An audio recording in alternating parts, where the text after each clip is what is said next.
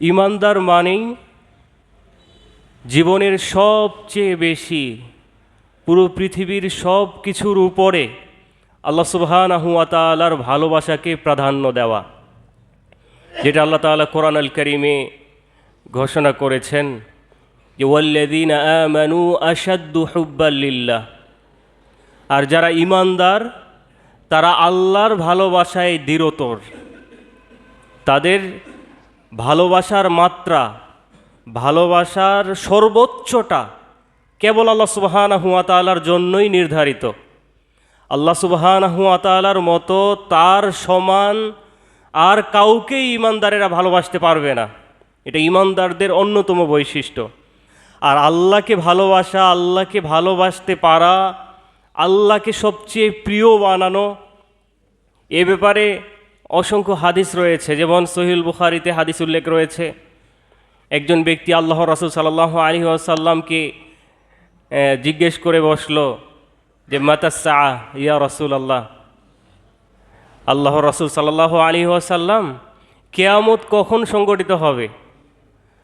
আল্লাহ রাসূল তাকে জিজ্ঞেস করলেন মাদা আদাত্তা লাহা, তুমি কিয়ামত নিয়ে ব্যস্ত হয়ে পড়েছো, কখন কিয়ামত হবে? কিয়ামতের জন্য তোমার প্রস্তুতি কি প্রস্তুতি নিয়েছো? তখন সে ব্যক্তি বলল, আমি তেমন প্রস্তুতি নিতে পারি নাই, কিন্তু আমি আল্লাহ এবং তার রাসূলকে ভালোবাসি।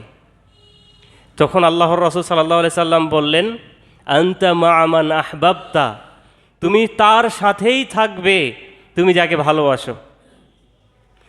মানে ঈমানদারেরা যে সবচেয়ে বেশি আল্লাহকে ভালোবাসবে, আল্লাহর রাসূলকে ভালোবাসবে, মুসলিমদেরকে ভালোবাসবে, সাহাবীদেরকে ভালোবাসবে, তাহলে যারা রাসূলকে সবচেয়ে বেশি ভালোবাসে, সাহাবীদেরকে সবচেয়ে বেশি ভালোবাসে, আলেমদেরকে ভালোবাসে, তাদের সাথেই হবে, তাদের সাথেই তাদের হাসর হবে, কিয়ামত হবে, তাদের সাথেই তারা জান্নাতে যাবে। তাহলে ঈমানদারদের সবচেয়ে বড় বৈশিষ্ট্য হলো তারা পৃথিবীর কোনো কিছুকে আল্লাহ সুবহানাহু ওয়া তাআলার ভালোবাসার উপরে প্রাধান্য দিতে পারবে না, কারণ তারা পরকালীন সফলতা চায়। কোনো ব্যক্তিকে যদি ভালোবাসতেই হয় তাহলে সবচেয়ে বেশি ভালোবাসবে আল্লাহর রাসূলকে, কারণ তারা জান্নাতে রাসূলের সাথী হতে চায়। আর এটা কত বড় সৌভাগ্য ঈমানদারদের, সম্মানিত সুধী। তাহলে ঈমানদার মানেই সবচেয়ে বেশি ভালোবাসবে আল্লাহকে, আল্লাহর রাসূলকে এবং আল্লাহওয়ালাদেরকে, পরহেজগারদেরকে। এখন সবাই তো ঈমানদার মানেই আমরা আল্লাহকে ভালোবাসি, এটা আমরা স্বীকার করি, রাসূলকে ভালোবাসি, কিন্তু আল্লাহকে ভালোবাসি, রাসূলকে ভালোবাসি, আল্লাহর ভালোবাসা কি আমি পেয়েছি? ভালো তো মানুষ অনেককেই বাসে, আপনি যাকে ভালোবাসেন সে আপনাকে ভালোবাসে কি? যেমন ভালোবাসা শব্দটাই এখন বর্তমান প্রজন্মরা একটা সীমালঙ্ঘনমূলক পাপাচার, একটা বেহায়াপনা, বেলেল্লাপনার সাথে সংযুক্ত করেছে। কিন্তু আদৌ কি সেটা ভালোবাসা? আদৌ সেটা ভালোবাসা না, সেটা বেবিচার, সেটা জেনা। তো আল্লাহকে ভালোবাসি আমরা, রাসূলকে ভালোবাসি, কিন্তু আল্লাহ আমাদেরকে ভালোবাসেন। আল্লাহর ভালোবাসা পেতে হলে আমাদের কিছু কাজ করতে হবে, যে কাজগুলি করলে আমরা আশা রাখতে পারি, আমরা বিশ্বাস রাখতে পারি যে আল্লাহ আমাদেরকে ভালোবাসেন। এমন কিছু কাজ মাদারিসুস সালিকিনে উল্লেখ করেছেন ইবনুল কাইয়িম রাহিমাহুল্লাহ।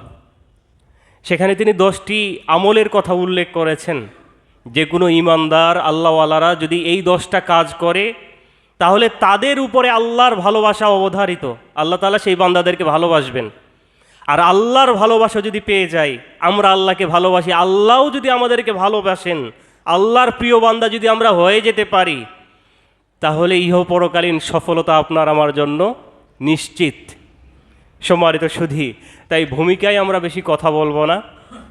এজন্য আনাস রাদিয়াল্লাহু তাআলা আনহু, যিনি আল্লাহ রাসূল সাল্লাল্লাহু আলাইহি ওয়াসাল্লামের 10 বছরের খাদেম ছিলেন, সেই আনাস রাদিয়াল্লাহু তাআলা আনহু বলছেন, যখন আমি এই কথা শুনলাম, আল্লাহ রাসূল বললেন যে তুমি যাকে ভালোবাসো তুমি তার সাথেই থাকবে, এরপর থেকে আমি আশা করলাম যে আমি তো সবচেয়ে বেশি আল্লাহকে ভালোবাসি, রাসূলকে ভালোবাসি, আবু বকরকে ভালোবাসি, তাহলে আমি তাদের সাথে কাল কিয়ামতে তাদের সাথে থাকবো ইনশাআল্লাহ।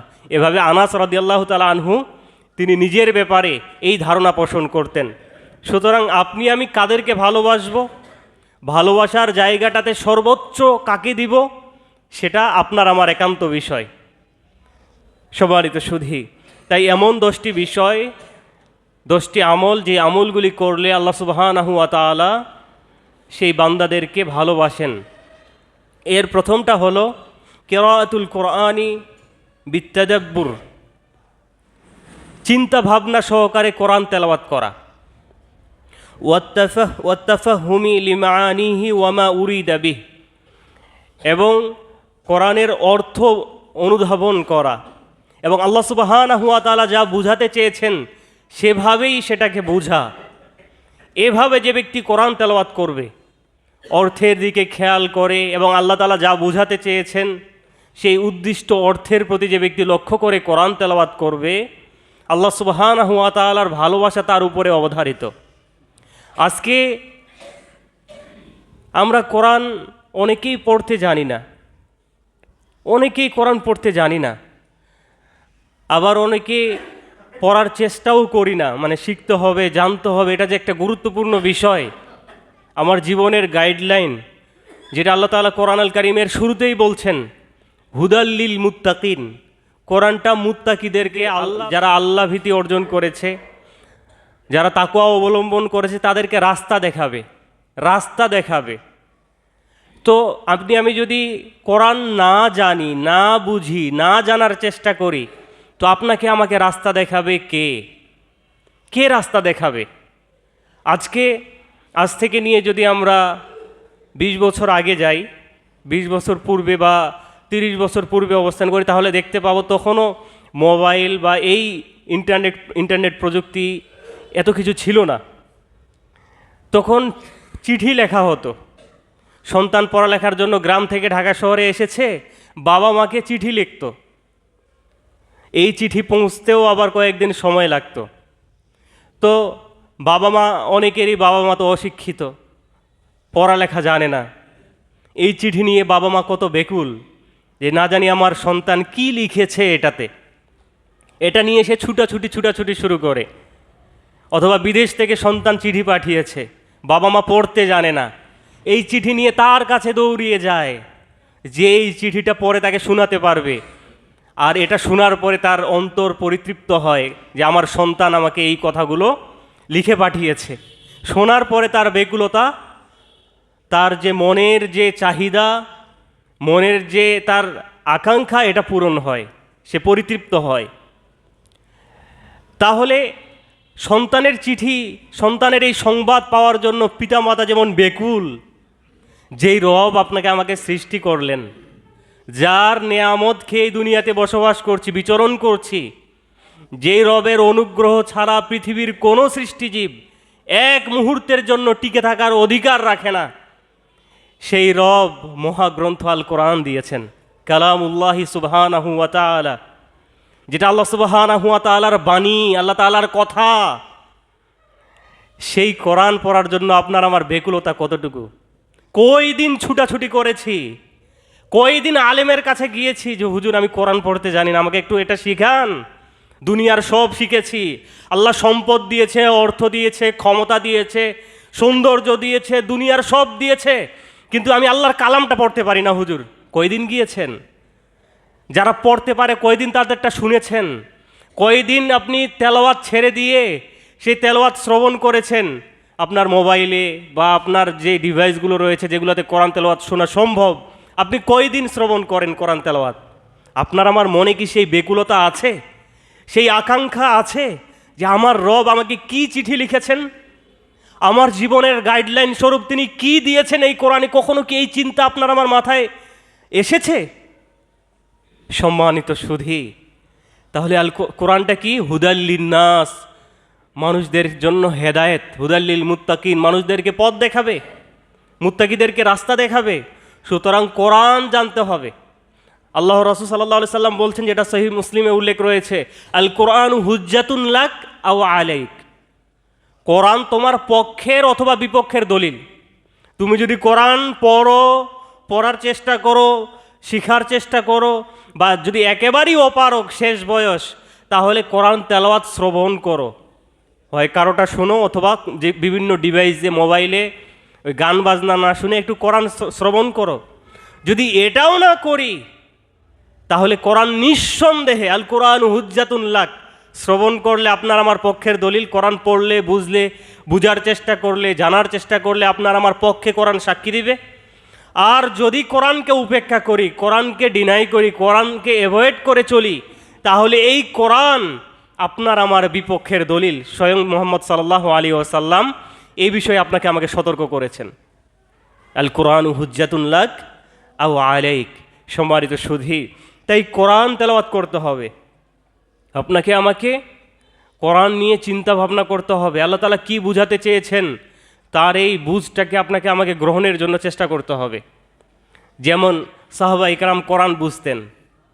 একজন সাহাবী, যেটা সহিহুল বুখারীতে উল্লেখ রয়েছে, যে তিনি সালাতে বেশি বেশি সূরা ইখলাস পড়তেন, বেশি বেশি সূরা ইখলাস পড়তেন।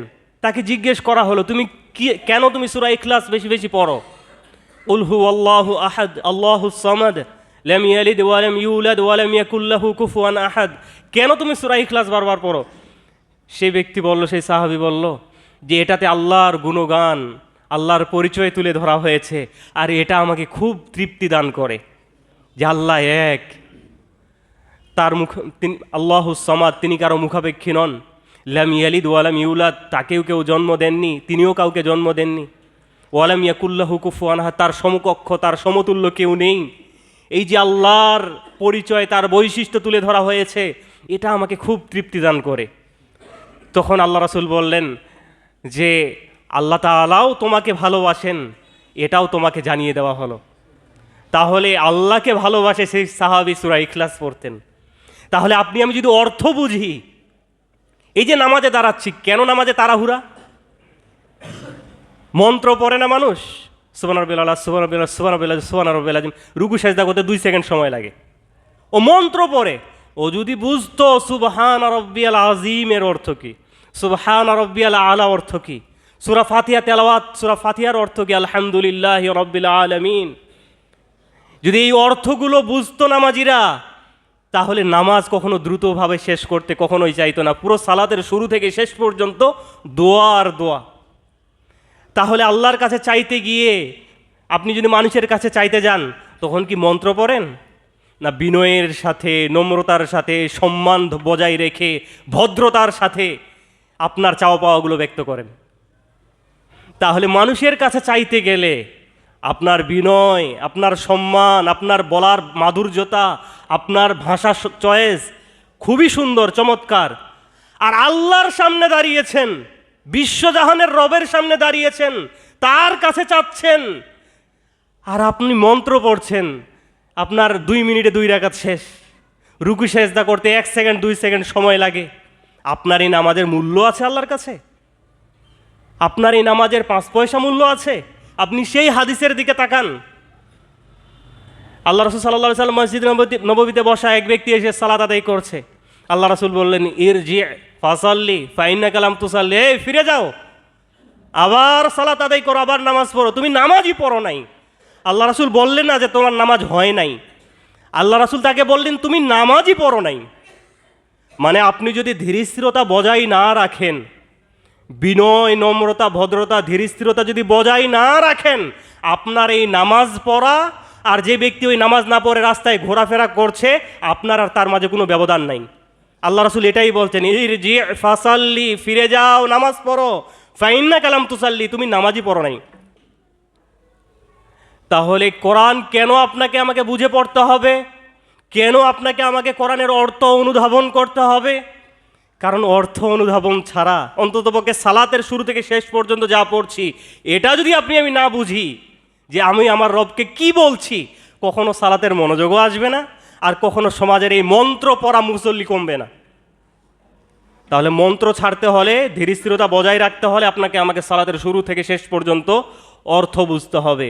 এটা একা একা পড়ে বুঝেন, হুজুরের কাছে বসে বসে বুঝেন, আর যে কোনোভাবে হোক এটা আপনাকে শিখতে হবে।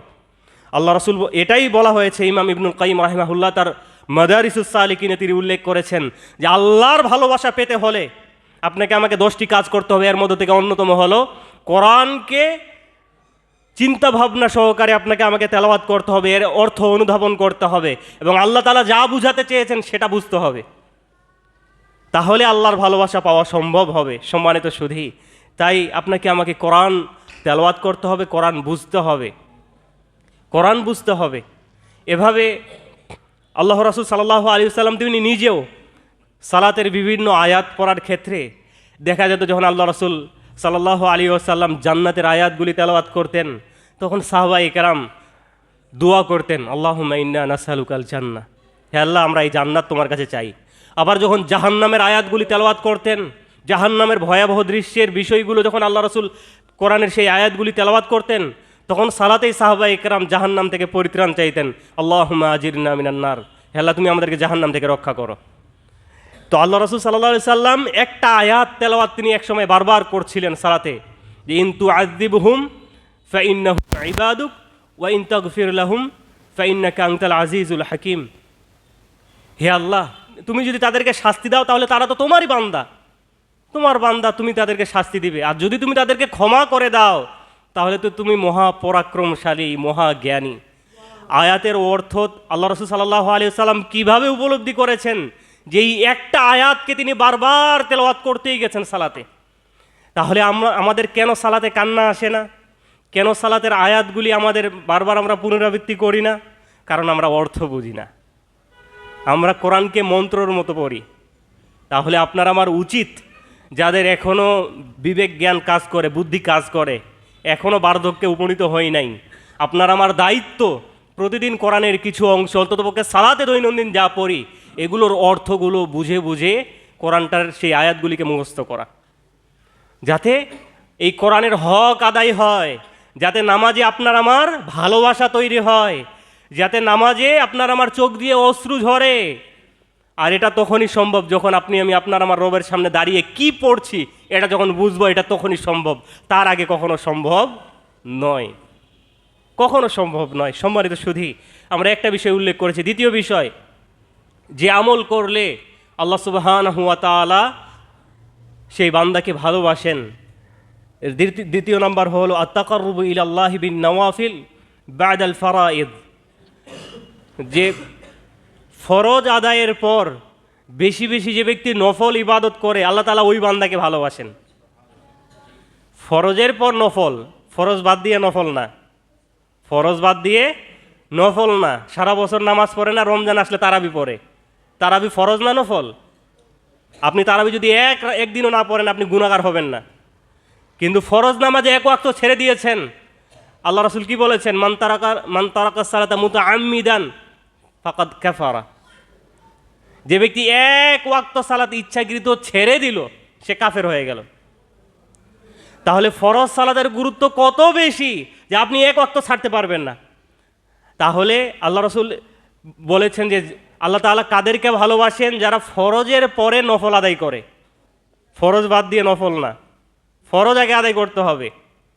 ফরজ আদায় করে যারা নফল আদায় করে আল্লাহ তাআলা তাদেরকে ভালোবাসেন। আল্লাহর ভালোবাসা পেতে হলে, আল্লাহর মাহবুব, আল্লাহর প্রিয় বান্দা হতে হলে ফরজের পাশাপাশি নফল আদায় করতে হবে, যেটা সহিহুল বুখারীতে উল্লেখ রয়েছে এবং এটা হাদিসে কুদুসি।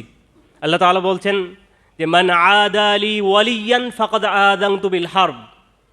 যে ব্যক্তি আমার ওলির সাথে, যে ব্যক্তি আমার অলিকে, যারা পরিপূর্ণ আল্লাহর দিন মেনে চলে, হালাল হারাম যাচাই বাছাই করে চলে, যাদেরকে দেখলে আল্লাহর কথা স্মরণ হয়, যাদের দেখলে পরকালের কথা স্মরণ হয়, যাদেরকে লোকজন ভালোবাসে, বুঝতে হবে তাদেরকে আল্লাহও ভালোবাসে। তো এই সমস্ত ব্যক্তির সাথে যারা শত্রুতা পোষণ করে, আল্লাহ তাআলা বলছেন হাদিসে কুদুসি, যে ব্যক্তি আমার অলির সাথে শত্রুতা পোষণ করে আমি তার সাথে যুদ্ধের ঘোষণা করলাম। মানে আপনি আল্লাহওয়ালাদেরকে, যারা দিন মেনে চলে, ইসলাম মেনে চলে, যারা তাকওয়া অবলম্বন করে, আপনি তাদের সাথে যদি বিরুদ্ধাচরণ করেন, শত্রুতা পোষণ করেন, আপনার সাথে স্বয়ং যুদ্ধের ঘোষণা দিয়েছেন আল্লাহ তাআলা। সুতরাং আল্লাহওয়ালাদেরকে ঘৃণা করলে আপনার মুক্তি নেই, কারণ আপনি কার সাথে যুদ্ধে লিপ্ত হবেন? আল্লাহর সাথে। আল্লাহওয়ালাদের সাথে শত্রুতা পোষণের কোনো সুযোগ নেই। নিজে আল্লাহওয়ালা না হতে পারি নাই, বা নিজের মাঝে ত্রুটি বিচ্যুতি আছে, কিন্তু আলেম ওলামাদেরকে সহ্য করতে পারি না, গা জ্বলে। খালি কাজ পায় না, প্রতিদিন খালি হালাল হারাম নিয়ে বলে, দাড়ি টুপি নিয়ে বলে, এই নামাজ কালাম নিয়ে বলে। ভাই আমরা বলবো কি নিয়ে? আপনার যেখানে ব্যথা মলম তো সেখানেই দিতে হবে। আলেম সমাজ যদি নামাজ নিয়ে বলে, বেনামাজের গায়ে লাগে। সুদ নিয়ে বললে সুদখোরের গায়ে লাগে। ঘুষ নিয়ে বললে ঘুষখোরের গায়ে লাগে। পর্দা নিয়ে বললে যারা বেপর্দায় চলে, বিবি বাচ্চা, তাদের গায়ে লাগে। হারাম নিয়ে বললে হারামখোরদের গায়ে লাগে। যারা এই সমস্ত দিবসে সেই পশ্চিমা কৃষ্টি কালচারকে অনুসরণ করে এগুলো নিয়ে বললে তাদেরকে লাগে। তা আমরা বলবো কি নিয়ে? ফজিলত, যে সুবহানাল্লাহ বললে এত নেকি, আলহামদুলিল্লাহ বলে এত নেকি। তো এটা বললে আপনাকে সন্তুষ্ট করা যাবে, আল্লাহকে সন্তুষ্ট করা যাবে না। কারণ আল্লাহকে সন্তুষ্ট করতে হলে ওই বিষয়গুলোই আপনাদের সামনে উপস্থাপন করতে হবে, যেগুলো করলে ফামান ইয়াকফুর বিত্তাগুত ওয়া ইউমিন বিল্লাহ, তাগুতকে যারা অস্বীকার করবে আর আল্লাহর প্রতি ঈমান আনয়ন করবে। ঈমানের আগে এই মন্দ কাজগুলো, শয়তানি কাজগুলো ছাড়তে হবে। আগে লা ইলাহা ইল্লাল্লাহ, যত বাতিল ইলাহ আছে, লা ইলাহা, কোনো ইলাহ নেই, কোনো মাবুদ নেই আল্লাহ ছাড়া, মানে সকল বাতিল ইলাহকে, সকল বাতিল মাবুদকে আগে অস্বীকার করতে হবে, এরপরে বলতে হবে আল্লাহ তাআলা, তার প্রতি ঈমান আনলাম। তাহলে আগে মন্দগুলো ছাড়তে হবে, আগে পাপাচার ছাড়তে হবে, আগে সীমালঙ্ঘন ছাড়তে হবে, আগে গুনাহের কাজ ছাড়তে হবে, আগে আল্লাহদ্রোহিতা ছাড়তে হবে, এরপরে আল্লাহর কাজ করতে হবে। আপনি পাপও করবেন, আবার ভালো কাজও করবেন, আপনার এই ভালো কাজগুলো তো ওই পাপে খেয়ে ফেলবে, পরকালে কিছুই পাবেন না, কিছুই পাবেন না। সুতরাং আমরা বলছিলাম যে ফরজের পাশাপাশি আপনাকে আমাকে নফল ইবাদত করতে হবে। আর আল্লাহওয়ালাদেরকে যে ব্যক্তি যারা ঘৃণা করবে, অপছন্দ করবে, আল্লাহ তাআলা তাদের সাথে শত্রুতা পোষণ করবেন। ওমা তাকাররাবা ইলাইয়া আবদি মিম্মা আফতারাতু আলাইহি, আমার কোনো বান্দা কেবল ফরজ আদায় করে আমার প্রিয় হতে পারবে না, আমার নৈকট্য লাভ করতে পারবে না। আল্লাহ তাআলা বলছেন শুধু ফরজ আদায় করে কেউ আল্লাহর প্রিয় বান্দা হতে পারবে না। এটা শুধু হক আদায় করা হলো, এটা শুধু হক আদায় করা হলো। যেমন আপনি আমি দিনে যদি 3 বেলা খাই, এক বেলা খেলেও তো বেঁচে থাকা যায়। এক বেলা খেলে কি কেউ মরে যাবে? আল্লাহ রাসূল সাল্লাল্লাহু আলাইহি সাল্লাম পেট পুরে 3 বার খেয়েছেন, এ মর্মে কোনো প্রমাণ পাওয়া যাবে? যাবে না। তাহলে এক বেলা খেলেও কিন্তু মানে বেঁচে থাকা যায়। 3 বেলা কেন খাই? 3 বেলা না খেলে অভ্যাস হয়ে গেছে, শান্তি লাগে না, মাথা ঘুরে পড়ে যাব। তাহলে ওই যদি খালি ফরজ আদায় করি ওই বেঁচে থাকার মতো, এটা পরিপূর্ণভাবে আল্লাহওয়ালা বা আল্লাহর প্রিয় বান্দা কখনো হওয়া যাবে না। কখন আমি আল্লাহর প্রিয় বান্দা হতে পারবো? যখন এর পাশাপাশি নফল ইবাদত করব। আসলে আমরা প্রথমত কয়েকভাবে ডাক্তাররা ট্রিটমেন্ট দেয়। আগে দেখে নর্মাল দিয়ে যদি হয়ে যায় তো হলো, নর্মাল দিয়ে কাজ না হলে পরে অ্যান্টিবায়োটিক দেয়। তো আমরা আগে বেনামাজিদেরকে বলি যে ভাই আগে নামাজটা শুরু করেন, আপনাকে নফল সুন্নত কিছু লাগবে না, খালি অন্ততপক্ষে দোকানটা বন্ধ করে আপনি ফরজটা আদায় করেন। এটা কাদেরকে বলি? যারা বেনামাজি, নামাজে যাদের তৃপ্তি লাগে না, মানে ধরেন যে ওই মনে হচ্ছে সে আগুনের কোনো স্তূপে বসে আছে, খালি নামাজটা শেষ হলেই।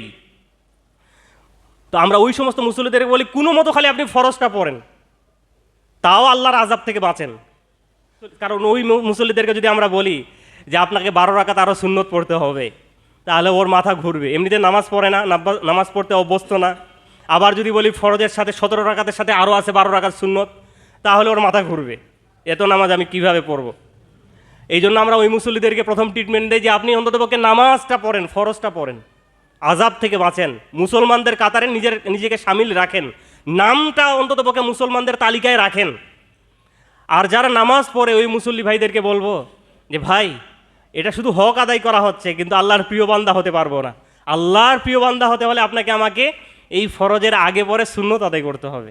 12 রাকাত সুন্নত, ফজরের আগে 2, জোহরের আগে 4, পরে 2, মাগরিবের পরে 2, এশার পরে 2, এই 12 রাকাত যদি আদায় করতে পারি আল্লাহর প্রিয় বান্দা হতে পারবো। আল্লাহ জান্নাতে ঘরও তৈরি করবেন ওই বান্দার জন্য। কারণ ওই যে আল্লাহ রাসূলকে এক সাহাবী বললেন, আল্লাহ রাসূলকে একটু অজুর পানি এনে দিলেন। আল্লাহ রাসূল বললেন আমার কাছে কিছু চাও। তো সাহাবীরা তো চালাক ছিলেন, আপনার আমার মতো, কেউ যদি কিছু চাইতে বলে আমরা দুনিয়াবি নগদ জিনিসের আশা করি, এইটা দেন। কিন্তু সাহাবীরা তারা প্রকৃত চালাক ছিলেন, বিচক্ষণ ছিলেন।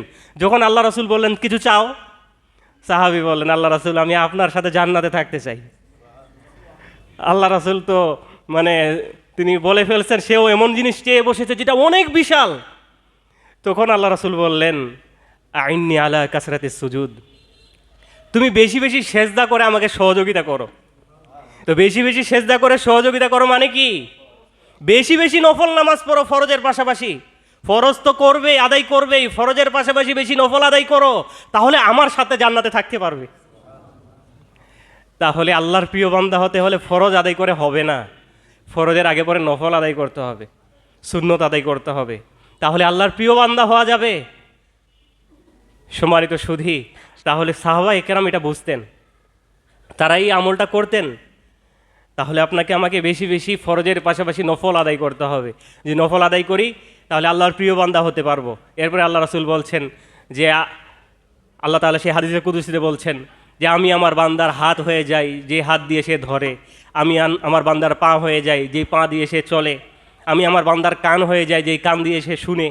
মানে যদি আমরা ফরজের পাশাপাশি নফল আদায় করি, আল্লাহর পরিপূর্ণভাবে আল্লাহর দাসত্ব গোলামিতে নিজেকে শামিল করতে পারি, তাহলে আমাদের অঙ্গ প্রত্যঙ্গগুলো, আমাদের হাত, আমাদের কান, আমাদের মুখ, আমাদের পা, সব কিছুই আল্লাহর ইবাদত করতে আমাদেরকে সহযোগিতা করবে। পা কখনো অনীহা সৃষ্টি করবে না যে মসজিদে যেতে কষ্ট হয় বাড়িতে আদায় করি, কারণ পাটা সরাসরি তখন আল্লাহ তাআলা আপনার আমার পরিচালনা করবেন। এই হাত দিয়ে কখনো আর অন্যায় হবে না, কেন? ওই হাতটা সরাসরি আল্লাহ নিয়ন্ত্রণ করবেন। এই কান কখনো গান বাজনা শুনবে না কোরআন তেলাওয়াত ছাড়া, ভালো কথা ছাড়া, কারণ কানটা আল্লাহ তাআলা নিয়ন্ত্রণ করবেন। এই জবান দিয়ে কখনো মন্দ কথা বের হবে না, কারণ জবানটা আল্লাহ তাআলা নিয়ন্ত্রণ করবেন। কখন? যখন আপনি আমি ফরজের পাশাপাশি বেশি বেশি নফল ইবাদতে নিজেকে শামিল করতে পারবো, আর তাহলে আল্লাহর প্রিয় বান্দা হওয়া সম্ভব। সম্মানিত সুধী, তাহলে আল্লাহর প্রিয় বান্দা হতে হলে ফরজের পাশাপাশি নফল ইবাদত করতে হবে। আমরা এখানে বেশ কিছু কথা, আনুষঙ্গিক কথা বলেছি। আসলে কোনো ব্যক্তি টার্গেট না, আলেমদের টার্গেট হলো সমাজ সংস্কার। আমরা সমাজটাকে সংস্কার করতে চাই। পুরো সমাজটা আমরা আল্লাহর আনুগত্য, আল্লাহর গোলামিতে আমাদের এই সমাজ যেন পরিচালিত হয়, ইসলামিক একটা সমাজ হয়, শান্তিপূর্ণ সুশৃঙ্খল যেন একটা সমাজ ব্যবস্থা আমরা পাই, এটাই আমাদের টার্গেট। সুতরাং ফরজ আমাদেরকে আদায় করতে হবে। কিয়ামতের দিনে আল্লাহ তাআলা সর্বপ্রথম কোন বিষয় হিসাব নেবেন? আউয়ালু মা ইউহাসাবু বিহিল আবদু ইয়াউমাল কিয়ামাতি মিন আমালিহি সালাতু। এটা সুনান আত-তিরমিজির হাদিস, যে কিয়ামতের দিনে বান্দার সর্বপ্রথম আল্লাহ তাআলা যে বিষয়ে হিসাব নেবেন সেটা হলো সালাত। ফাইন সালুহাত ফাকাদ আফলাহা ওয়া আনজাহা। সালাতের হিসাব যথাযথ দিতে পারলে ফাকাদ আফলাহা, সে হবে সফল কাম, ওয়া আনজাহা, সে মুক্তি পেয়ে যাবে। ওয়াইন ফাসাদাত, সালাতের হিসাবে যদি কেউ ধরা খেয়ে যায়, ফাকাদ খাবা, সে হবে ক্ষতিগ্রস্ত, সে হবে হতভাগা, ওয়া খাসিরা, সে হবে ক্ষতিগ্রস্ত। এরপরে আল্লাহ রাসূল সাল্লাল্লাহু আলাইহি সাল্লাম বলছেন, ফাইন ইনতাকাসা মিন ফারিদাতিহি শাইউন ক্বালা আর-রাব আযজা ওয়া জাল। যদি ওই বান্দার আমলে কোনো ঘাটতি দেখা দেয়, আল্লাহ তাআলা বলবেন, উনজুর হাল লিআবদিন মিন তাতাউউইন, তোমরা আমার এই বান্দার আমল নামার দিকে দৃষ্টি নিক্ষেপ করো, দেখো তার আমল নামায় কিছু নফল আছে কিনা, ফরজের পরে অতিরিক্ত আর কিছু আছে কিনা। ফায়ুকাম্মালা বিহা মান তাকাসা মিনাল ফারিদা, অতঃপর ফরজের যে ঘাটতিগুলো এই নফল দিয়ে সেটা পূরণ করা হবে। তাহলে কিয়ামতের দিনে আপনার আমার যেমনইভাবে ফরজ আদায় না করলে বিপদগ্রস্ত, তেমনইভাবে ফরজের পাশাপাশি যদি সুন্নত না থাকে, তাহলে জীবনে কত ফরজ আপনার আমার ছুটেছে, এই ঘাটতি পূরণ হবে কি দিয়ে? আর প্রথম হিসাব হবে সালাতের। এখন সালাত যেমন ওই যে আমরা বলেছি যে পরীক্ষার খাতায় একটা প্রশ্ন মাস্ট বি থাকে, যে এত নম্বর প্রশ্নের উত্তর সহ বাকি 9টি প্রশ্নের উত্তর দাও। তো একটা হলো অপরিহার্য, দিতেই হবে। এটা না দিলে আপনি অন্যান্য সব প্রশ্নের উত্তর দিলেও আপনি 100 মার্ক পাবেন না। কেন? কারণ এটা বাধ্যতামূলক। তো আল্লাহ তাআলা সকল আমলের উপরে বাধ্যতামূলক একটা আমল দিয়ে দিয়েছেন, সেই আমলটার নাম হলো সালাত। আপনি সালাত আদায় করবেন না, আপনার অন্যান্য সকল আমল সেটা কিয়ামতের দিনে কতটুকু গ্রহণযোগ্য হবে সেটা আমি জানি না, সেটা আমি বলবো না, সেটা আল্লাহ তাআলা ভালো জানেন। কিন্তু হাদিসের এবং আল্লাহ তাআলার বিভিন্ন আয়াতকে কেন্দ্র করে আমরা বলতে পারি যে এগুলো গ্রহণযোগ্য হবে না, কারণ প্রথম হিসাবটাই হবে সালাতের। সুতরাং সালাতের ক্ষেত্রে গরুমিশু করা যাবে না, সালাত আদায়ের ক্ষেত্রে এত তাড়াহুড়া করা যাবে না। আপনি আমি কার সামনে দাঁড়িয়েছি, কি বলছি, সেটা চিন্তা ভাবনা করতে হবে, সেটা চিন্তা ভাবনা করতে হবে যে আল্লাহর সামনে দাঁড়িয়েছি আমি। এখানে তাড়াহুড়াও চলবে না, মন্ত্র পড়াও চলবে না, এখানে ধীরস্থিরতা বজায় রেখে বুঝে বুঝে তেলাওয়াত করতে হবে। সম্মানিত সুধী, দুইটা বিষয় উল্লেখ করেছি, আলোচনা আমরা দীর্ঘ করব না। 10টা বিষয় যে সমস্ত আমল করলে আল্লাহ সুবহানাহু ওয়া তাআলার ভালোবাসা পাওয়া সম্ভব, আল্লাহর প্রিয় বান্দা হওয়া যায়, এমন 10টি বিষয়, তার মধ্য থেকে আমরা 2টি আপনাদের সম্মুখে উল্লেখ করেছি। আল্লাহ তাআলা আমাদেরকে এগুলো মেনে চলার তৌফিক দান করুন, যেন আমরা এগুলোকে মেনে আমরাও আল্লাহর প্রিয় বান্দা হতে পারি। আমরা আল্লাহকে নিঃসন্দেহে ভালোবাসি, আল্লাহকে ভালোবেসেই তো আজকে তার বিধান পালনার্থে মসজিদে এসেছি। কিন্তু আল্লাহ আমাদেরকে ভালোবাসতে হলে, আল্লাহর ভালোবাসা পেতে চাইলে আপনাকে আমাকে এই আমলগুলো করতে হবে। 1 নম্বর, কোরআন কারীম তেলাওয়াত করা বুঝে বুঝে অর্থসহ, এবং আল্লাহ তাআলা যা বুঝিয়েছেন এটা বোঝার চেষ্টা করা। আর 2 নম্বর হলো যে আপনাকে আমাকে ফরজের পাশাপাশি বেশি বেশি নফল ইবাদত করতে হবে। এটা আপনার আমার পরকালে মুক্তির জন্য, আপনার আমার জন্য সহায়ক হবে। মনে করছি যে আল্লাহ রাসূলের পাশে জান্নাতে অবস্থান, এটা মনে হয় সাধারণ একটা বিষয়। আসলে আমাদের সমাজে যদি আপনি কোনো ভিআইপি পার্সনের সাথে সফর করেন, তাহলে সেই ব্যক্তিকে যে মানের আপ্যায়ন করা হয়, সেই ব্যক্তিকে যে মানের সম্মান করা হয়, সেই ব্যক্তিকে যে মানের মূল্যায়ন করা হয়, তার সফর সাথী হওয়ার কারণেও আপনাকেও তেমনইভাবে মূল্যায়ন করা হবে, সম্মানিত করা হবে, সেভাবে আপ্যায়ন করা হবে। কেন? কারণ আপনি সেই গুরুত্বপূর্ণ সম্মানী মানুষের সফর সাথী। তো আপনি যদি আল্লাহ রাসূলের সাথে জান্নাতের সাহচর্য লাভ করেন, যদি আল্লাহ রাসূল সাল্লাল্লাহু আলাইহি সাল্লামের সাথে জান্নাতে থাকার সুযোগ লাভ করেন, তাহলে আল্লাহ রাসূলের জান্নাতটা কত বিশাল, কত নিয়ামতপূর্ণ, কত সম্মানজনক। তার সাথে জান্নাতে অবস্থান এটা কোনোভাবেই ছোট বিষয় নয়।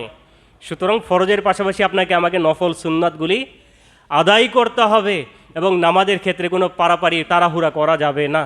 আল্লাহ তাআলা আপনাকে আমাকে সকলকে আল্লাহর প্রিয় বান্দা হওয়ার তৌফিক দান করুন। আল্লাহুম্মা আমিন। আকুলু কাউলি হাযা আস্তাগফিরুল্লাহ লি ওয়া লাকুম ওয়া লিসাইরিল মুসলিমিন। সম্মানিত সুধী, আমাদের এই আজকের সংক্ষিপ্ত জুমার খুতবার আলোচ্য বিষয় ছিল যে আমলের মাধ্যমে আল্লাহ সুবহানাহু ওয়া তাআলার প্রিয় বান্দা হওয়া যায়। ঈমানদার মানেই আমরা সবচেয়ে বেশি ভালোবাসি আল্লাহ তাআলাকে, তার রাসূলকে, এবং যারা আল্লাহওয়ালা তাদেরকে, যাদেরকে দেখলে আল্লাহর কথা স্মরণ হয়, যাদেরকে দেখলে পরকালের কথা স্মরণ হয়, যাদেরকে দেখলে কবরের কথা স্মরণ হয়, এদেরকে ঈমানদারেরা ভালোবাসবে। কারণ এদেরকে যদি ভালোবাসে, এর প্রথম উপকারিতা হলো যে যাকে ভালোবাসবে তার সাথেই সে সফর সাথী হবে, তার সাথী সে কিয়ামতে থাকবে। তাহলে আল্লাহকে ভালোবাসা, রাসূলকে ভালোবাসা, আল্লাহওয়ালাদেরকে ভালোবাসা মানে তাদের সাথে কাল কিয়ামতে অবস্থান করা। যদিও আমাদের ইয়ং জেনারেশন ভালোবাসে বিভিন্ন বলিউডের তারকাদেরকে, তাদের মডেলকে গ্রহণ করে, আবার দুনিয়াতেও আমরা অনেকেই ভালোবাসি, কিন্তু এই ভালোবাসাগুলো যেন কখনো আল্লাহর ভালোবাসার উপরে, রাসূলের ভালোবাসার উপরে যেন কখনো প্রাধান্য না পায়, সেদিকে ঈমানদারদেরকে সজাগ এবং সচেতন হতে হবে। তো আল্লাহকে, রাসূলকে ভালোবাসি, আল্লাহওয়ালাদেরকে ভালোবাসি, কিন্তু আল্লাহ আমাদেরকে ভালোবাসেন কি না, আল্লাহর ভালোবাসা পাওয়াটা হচ্ছে বড় বিষয়। আমরা তো অনেককেই ভালোবাসি, কিন্তু তারা কি আমাদেরকে ভালোবাসেন? আল্লাহকে আমরা ভালোবাসি, আল্লাহ আমাদেরকে ভালোবাসেন কি না? আল্লাহর ভালোবাসা পেতে হলে 10টা কাজ করতে হবে, যেটা মাদারিসুস সালিকিনে ইমাম ইবনুল কাইয়িম রাহিমাহুল্লাহ উল্লেখ করেছেন, যার 10টি পয়েন্ট রয়েছে, 10টি বিষয় রয়েছে। তার মধ্য থেকে আমরা 2টি আজকের খুতবায় আপনাদের সম্মুখে উপস্থাপন করেছি। 1 নম্বর হচ্ছে কোরআনকে বুঝে বুঝে তেলাওয়াত করা, এর অর্থ উপলব্ধি করা, এবং আল্লাহ তাআলা যা বুঝিয়েছেন সেটা বোঝা। আর যদি আমরা কোরআনকে বুঝে তেলাওয়াত করি, অন্ততপক্ষে সালাতে যা তেলাওয়াত করি, এটার অর্থ যদি আমরা বুঝি, তাহলে সালাতে আমাদের মনোযোগ বাড়বে। ইনশাআল্লাহ সালাতে আমাদের মনোযোগ বাড়বে, সালাতে আমরা কখনো অমনোযোগী হব না। আর সালাতে মনোযোগী যদি হই, তাহলে নিঃসন্দেহে সালাত আপনার আমার জন্য গ্রহণযোগ্য হবে ইনশাআল্লাহ। তাহলে কোরআনকে এই জন্য আপনাকে আমাকে বুঝে বুঝে তেলাওয়াত করতে হবে, এর অর্থ জানার চেষ্টা করতে হবে। 2 নম্বর, এর জন্য আপনাকে আমাকে, যেমন আপনার আমার সন্তানদেরকেও মাদ্রাসায় দেওয়ার জন্য আপনাকে আমাকে চেষ্টা করতে হবে। কারণ সন্তানেরা যদি কোরআন তেলাওয়াত করতে পারে, আজকে আমাদের সমাজে মক্তব্য নেই। আমাদের পূর্বপুরুষেরা, আমরাও ছোটোবেলা মক্তবে পড়েছি, মক্তবের হুজুরদের কাছে আলিফ বা তা শিখেছি, কিন্তু আমাদের সকাল হয় আজকে হচ্ছে বাচ্চাদেরকে কিন্ডার গার্ডেনে দেওয়ার জন্য, কারণ মাদ্রাসাগুলো স্কুলগুলো এই ভোরবেলা থেকে শুরু হয়ে যায়, যার কারণে এই দুনিয়াবি শিক্ষা দিতে গিয়ে আমাদের সন্তানদেরকে আমরা কোরআনের শিক্ষা দিতে পারি না, আল্লাহকে চেনাতে পারি না, রাসূলকে এই শিক্ষা দিতে পারি না। এই জন্য আমাদের সন্তানেরা আজকে ইসলাম বিমুখ। এই জন্য আপনার আমার উচিত, অভিভাবক হিসেবে দায়িত্ব, যে নিজেরা না হয় কোনো কারণে আপনার আমার কোরআন তেলাওয়াত, কোরআন পড়া শেখা আপনার আমার ছুটে গেছে অবহেলায় বা অনীহায় বা যে কোনো অভিভাবকদের গুরুত্ব না থাকার কারণে, কিন্তু আপনি আমি যেন সেই ব্যর্থ অভিভাবকের পরিচয় না দেই, সন্তানদেরকে যেন কোরআন শিক্ষা দেওয়ার জন্য আপ্রাণ চেষ্টা করি, সজাগ হই, সচেতন হই। এর জন্য যা যা ব্যবস্থা গ্রহণ করার তাই করতে হবে। কোরআন শিখতে হবে, কোরআন ভিত্তিক শিক্ষা ব্যবস্থা হতে হবে। সম্মানিত সুধী, 2 নম্বর হচ্ছে যে ফরজের পাশাপাশি নফল আদায় করতে হবে। যদি এটা করতে পারি তাহলে আল্লাহর প্রিয় বান্দা হতে পারবো, আর এই নফলগুলি আপনার আমার ফরজের সেই ঘাটতি পূরণে সহায়ক হবে এবং রাসূল সাল্লাল্লাহু আলাইহি ওয়াসাল্লামের কাছে, তার পাশে জান্নাতে থাকার সুযোগ, সৌভাগ্য হবে যদি আপনি আমি বেশি বেশি নফল ইবাদত করি ফরজের পাশাপাশি। সম্মানিত সুধী, আলোচনা দীর্ঘ নয়, আল্লাহ তাআলা আপনাকে আমাকে এগুলি মেনে চলার তৌফিক দান করুন এবং বাকি বিষয়গুলো, বাকি আরও 8টি বিষয় রয়েছে, এগুলো আমরা পর্যায়ক্রমে আগামী জুমায় বা এর পরবর্তী জুমাগুলিতে আমরা উপস্থাপন করবো ইনশাআল্লাহ। আল্লাহ তাআলা আমাদেরকে তার প্রিয় বান্দা হওয়ার তৌফিক দান করুন এবং আমরাও যেন পৃথিবীতে সব কিছুর উপরে আল্লাহ, তার রাসূলকে এবং আল্লাহওয়ালাদেরকে সবচেয়ে বেশি ভালোবাসতে পারি। আল্লাহ তাআলা আপনাকে আমাকে সকলকে সেই তৌফিক দান করুন। আল্লাহুম্মা আমিন।